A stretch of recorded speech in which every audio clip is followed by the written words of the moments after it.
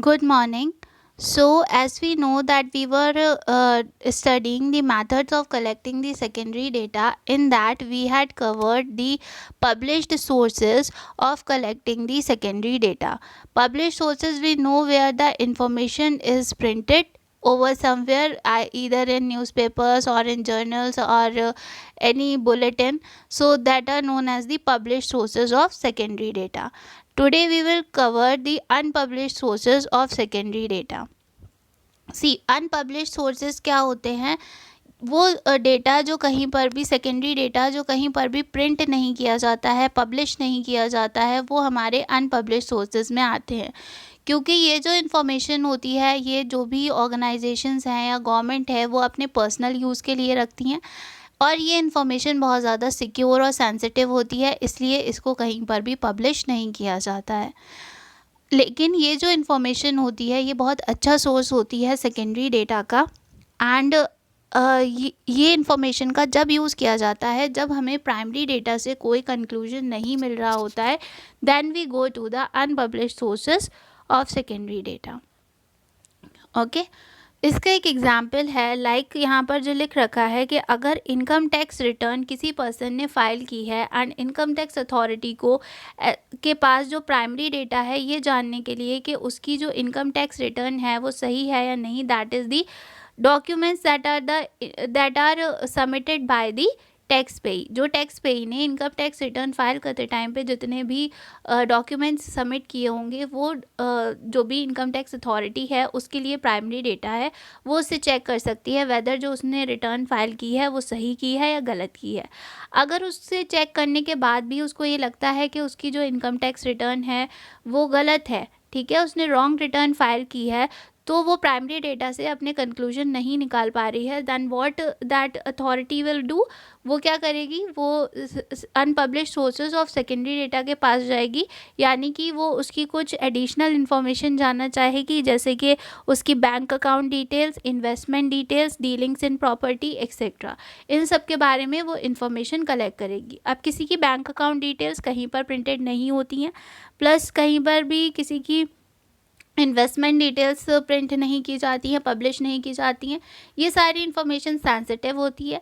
तो इस सारी इन्फॉर्मेशन को जो है वो ये सेंसिटिव है, लेकिन अगर जो इन्वेस्टिगेटर है उसके पास ये अथॉरिटी है कि वो उसको एक्सेस कर सकता है, तो वो उसको एक्सेस कर लेता है। जैसे इनकम टैक्स अथॉरिटी है, उसके पास ये अथॉरिटी है कि किसी भी पर्सन की वो जितनी भी डिटेल्स हैं बैंक अकाउंट की, इन्वेस्टमेंट की, उसको वो एक्सेस कर सकती है इनकम टैक्स अथॉरिटी।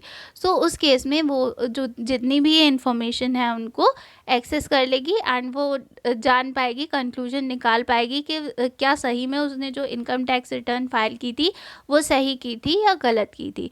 तो अगर प्राइमरी डेटा से उसे कोई कंक्लूजन नहीं मिल रहा है तो वो सेकेंडरी डेटा के पास जाती है, that is the unpublished sources of secondary data को देखती है अपने कंक्लूजन्स को ड्रॉ करने के लिए। ओके, सो इसके साथ में हमने दो मेथड्स पढ़ लिए सेकेंडरी डेटा को कलेक्ट करने के, that are the publish sources and the unpublish sources. Now we will see the precautions in the use of secondary data. हमें पता है जो सेकेंडरी डेटा है वो किसी और पर्सन ने कलेक्ट कर रखा है, सो उसमें कुछ चांसेस होते हैं कि हमें मॉडिफिकेशंस करना पड़े या वो हमारी स्टडी के अकॉर्डिंग ना हो, तो हमें कुछ प्रिकॉशंस लेने पड़ते हैं। हमने अब डिफरेंस में भी पढ़ा था between primary and secondary data. So क्या क्या प्रिकॉशंस हमें लेने पड़ेंगे in the use of secondary data. So the first is ability of the collecting organisation, यानी जब हम सेकेंडरी डेटा को कहीं से भी लेते हैं एंड यूज़ करने चलते हैं तो उससे पहले हम ये पॉइंट कंसिडर करते हैं। First is the ability of the collecting organisation, यानी जिस पर्सन ने या जिस ऑर्गेनाइजेशन ने उस डेटा को कलेक्ट किया है, हम उसकी एबिलिटी को पहले जान लेते हैं। हम ये देखते हैं कि वो पर्सन कितना क्वालिफाइड है, कितना एबल है, कितना एक्सपीरियंस्ड है एंड क्या वो इम्पार्शियल है या नहीं। अगर उसके अंदर ये सारी क्वालिटीज़ होंगी, अगर वो बहुत ज़्यादा क्वालिफाइड होगा, एक्सपीरियंस्ड होगा and he is also impartial, तो उस केस में क्या होगा कि जो भी वो डेटा कलेक्ट करेगा that will be accurate. Okay, so हम पहले एबिलिटी जान लेते हैं कलेक्टिंग ऑर्गेनाइजेशन की। Second is objective and scope. जो पहले जिस डेटा को हम ले रहे हैं अपनी स्टडी के लिए, उस डेटा को किस ऑब्जेक्टिव से, किस पर्पस से कलेक्ट किया गया था पहली बार, एंड उसका स्कोप क्या था। स्कोप का मतलब क्या है कि किस एरिया से वो डेटा कलेक्ट किया गया था।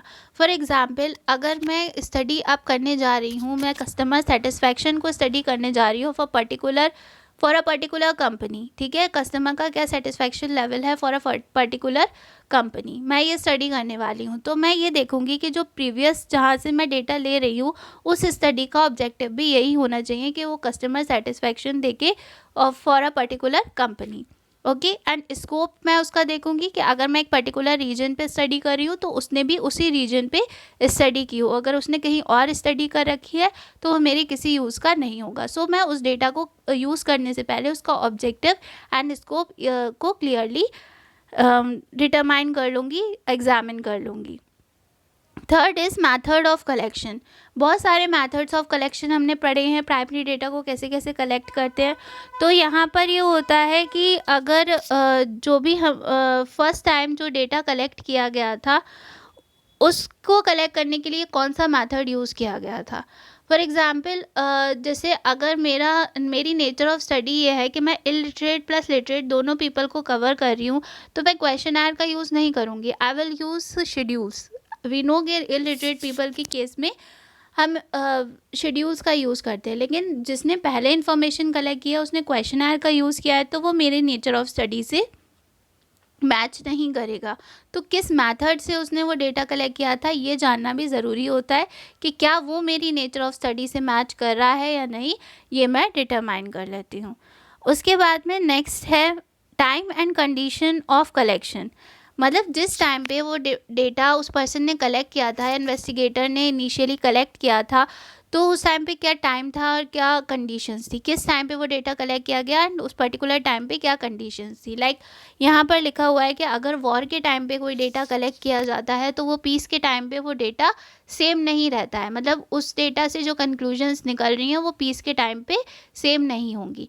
ऐसे ही इसका एक करंट एग्जाम्पल है, तो अगर लॉकडाउन के टाइम पे कोई डेटा कलेक्ट किया जा रहा है तो जब सब चीज़ें नॉर्मल हो जाएंगी तो उस टाइम पे सेम नहीं रहेगा, कंडीशंस बदल जाएंगी।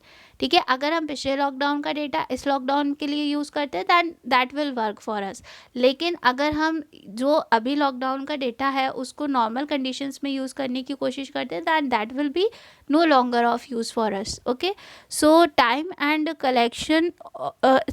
conditions of collection are very important to know. And the fifth is definition of the unit.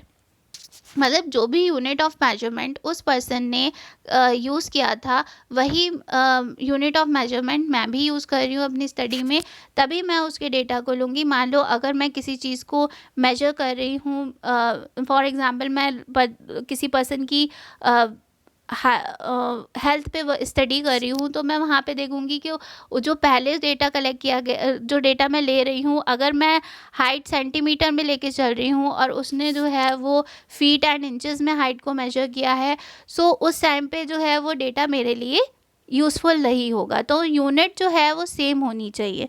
And the last is accuracy. Data की एक्यूरेसी को भी हम चेक कर लेते हैं कि जो भी डेटा है वो एक्यूरेट है या नहीं है। अगर वो एक्यूरेट नहीं होता है तो हम उसको फर्दर यूज़ नहीं करते हैं। So these are the precautions that you have to take in the use of secondary data. Now coming to two important sources of secondary data. आपके दो इम्पॉर्टेंट सोर्सेज हैं सेकेंडरी डेटा के India में, जो main दो important source हैं, these are asked separately in your syllabus. So the first important source is census of India. Okay, census of India को हम सब जानते हैं, दैट इज़ जनगणना। सो सेंसस ऑफ इंडिया क्या बताता है? सेंसस ऑफ इंडिया जो है वो कंप्लीट इन्फॉर्मेशन प्रोवाइड करता है एंड कॉन्टीन्यूसली वो इन्फॉर्मेशन प्रोवाइड करता रहता है डेमोग्राफिक करेक्टरिस्टिक्स के बारे में, पॉपुलेशन की। डेमोग्राफिक्स का मतलब क्या होता है? All the different characteristics, like उनकी एज क्या है, जेंडर क्या है, उनका क्वालिफिकेशन क्या है, कितनी माइग्रेशन हुआ लोगों का एक प्लेस से दूसरे प्लेस पे, एंड पॉपुलेशन का साइज़, डेंसिटी क्या है, रूरल अर्बन डिस्ट्रीब्यूशन क्या है, इस सब चीज़ों के बारे में, पॉपुलेशन के सारे एस्पेक्ट्स के बारे में इंफॉर्मेशन दी हुई होती है सेंसस ऑफ इंडिया के अंदर। ठीक है, and census of India her 10 years में कंडक्ट किया जाता है। एंड ये 1881 से कंडक्ट किया जा रहा है इंडिया में। इंडिपेंडेंस के बाद सबसे पहले सेंसस ऑफ इंडिया को हेल्ड किया गया था इन 1951। एंड इसमें जो है वो स्टेट वाइज इंफॉर्मेशन भी आपको मिल जाती है, डिफरेंट यूनियन टेरिटरीज़ की इंफॉर्मेशन भी आपको मिल जाती है, एंड प्लस ओवरऑल कंट्री की पॉपुलेशन के बारे में भी आपको सारे एस्पेक्ट्स पता चल जाते हैं कि कौन पॉपुलेशन का साइज़ कितना है, डेंसिटी क्या है, एंड लोगों का मतलब एज क्या क्या एज ग्रुप्स हैं हमारी पॉपुलेशन के अंदर, उनका क्या कितने मेल्स हैं कितने फीमेल्स हैं, लोगों का लिटरेसी लेवल क्या है, कितने लोग माइग्रेट कर गए एक प्लेस से दूसरे प्लेस पे, अर्बन एरियाज़ कितने हैं, रूरल एरियाज़ कितने हैं। So all these are shown in the census of India.